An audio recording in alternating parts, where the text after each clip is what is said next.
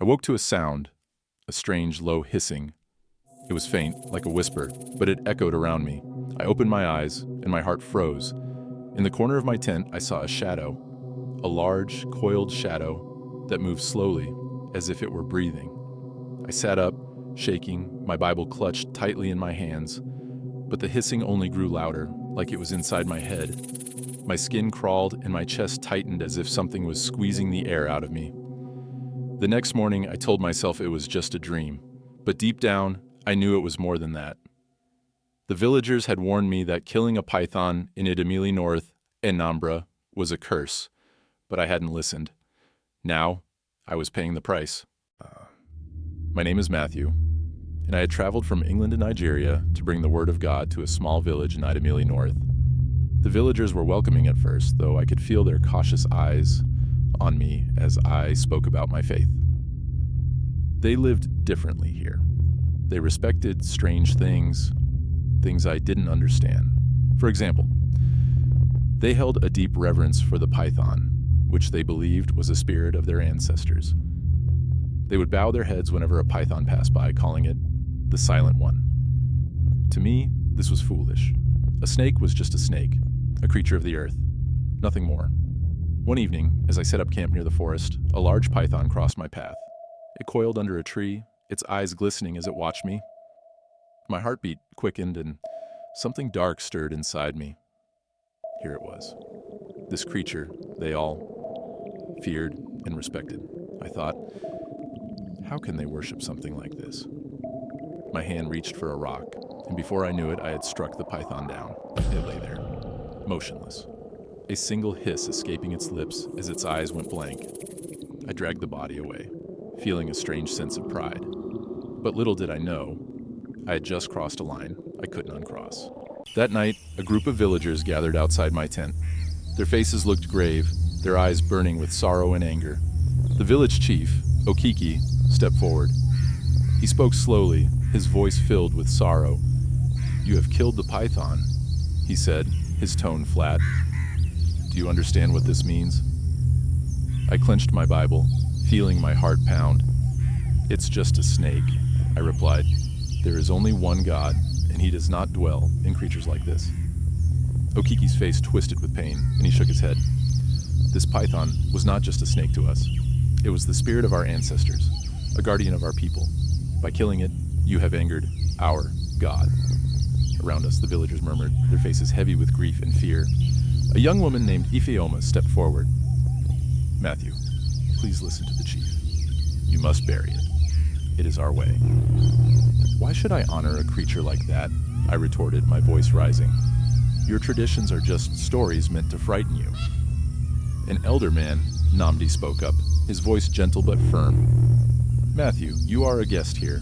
We only ask that you show respect. The python spirit will not rest until you give it a proper burial."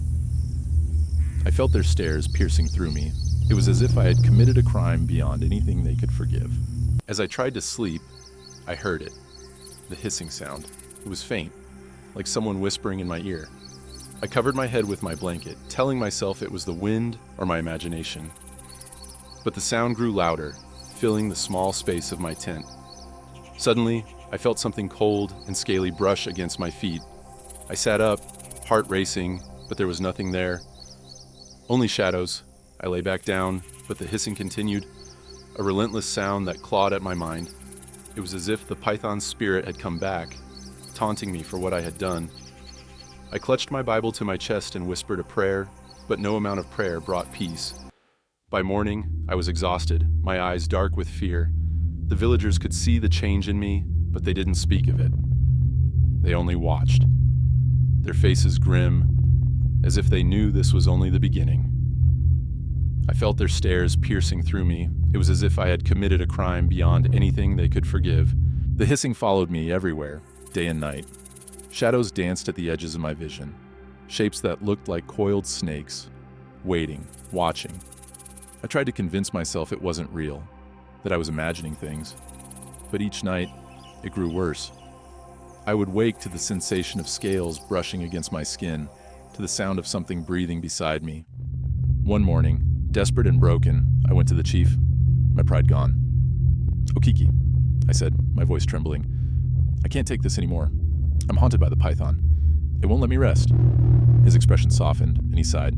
Matthew, I warned you. You must give it a proper burial.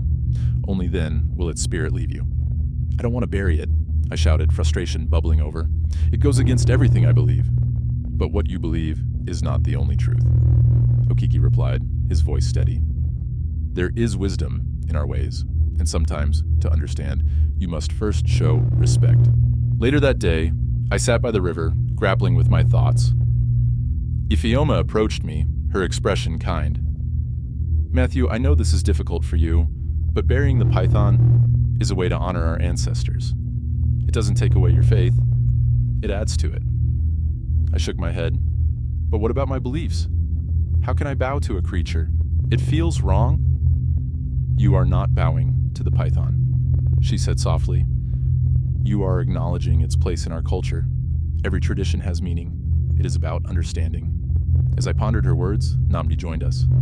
Matthew, the spirit world is real for us. The python is not just an animal. It is a bridge between our people and our ancestors. By refusing to bury it, you are cutting off that connection. What do you believe will happen if I don't? I asked, my voice trembling. Namdi looked at me earnestly. The python will haunt you. It may even lead to misfortune for our village, as it is now linked to your actions. I felt a chill run down my spine, and for the first time, doubt crept in. Perhaps there was more at stake than just my own beliefs. The next morning, I returned to Okeke, my resolve crumbling. I want to bury the python, I said, my voice barely above a whisper. The chief nodded, relief washing over his face. You will find peace in honoring it, Matthew. As I dug the grave, the villagers gathered, watching with solemn faces. Ifeoma helped me, her hands steady beside mine. You are doing the right thing, she said softly. Do you really believe this will work? I asked, doubt still lingering. It will, she replied, her gaze unwavering. The spirit needs to know you regret your actions.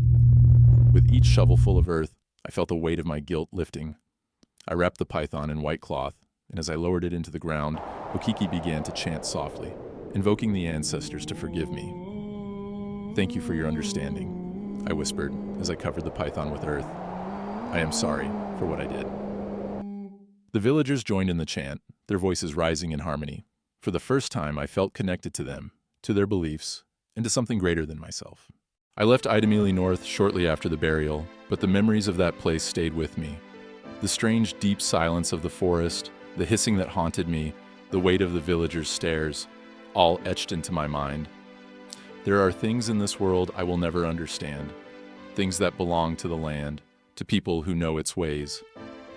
In my pride, I had tried to change them, but in the end, it was their traditions that had freed me from the curse I had brought upon myself. I returned to England forever changed, carrying a deeper respect for the beliefs of others and the understanding that sometimes true faith means embracing the unknown.